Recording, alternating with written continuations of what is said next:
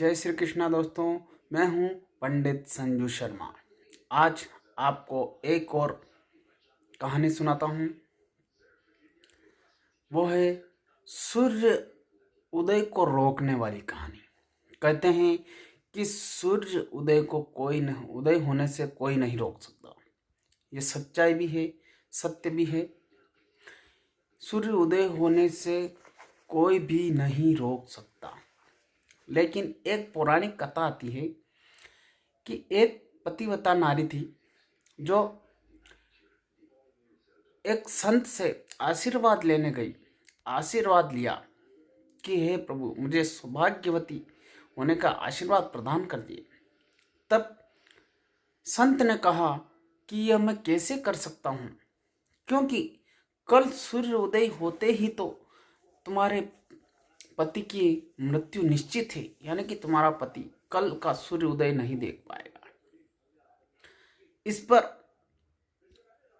उस पतिव्रता नारी ने कहा कि हे प्रभु, कुछ भी कीजिए, मेरे पति की रक्षा कीजिए, आप कुछ ऐसा उपाय बताइए।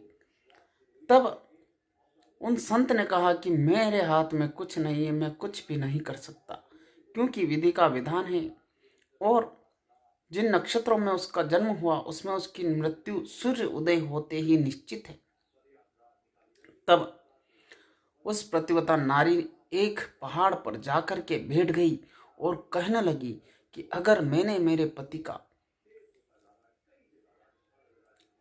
पतिव्रत धर्म निभाया है, मैंने अगर सतीत्व धर्म निभाया है, पतिव्रता धर्म निभाया है, पतिव्रत धर्म का पालन किया है, तो कल का सूर्य उदय नहीं हो।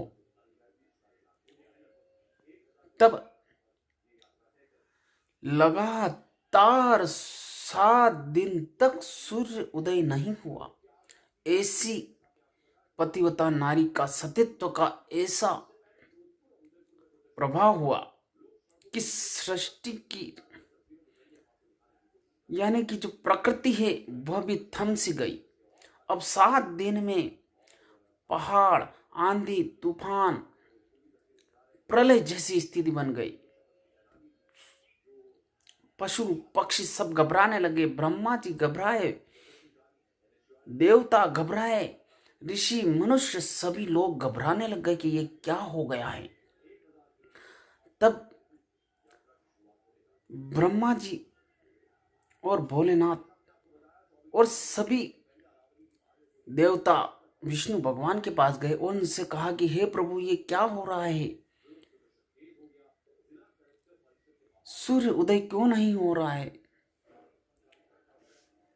तब किसी ने कहा कि किसी ऋषि ने, किसी साधु संत ने एक पतिव्रता नारी को कह दिया कि कल सूर्य उदय होते ही तुम्हारे पति की मृत्यु हो जाएगी।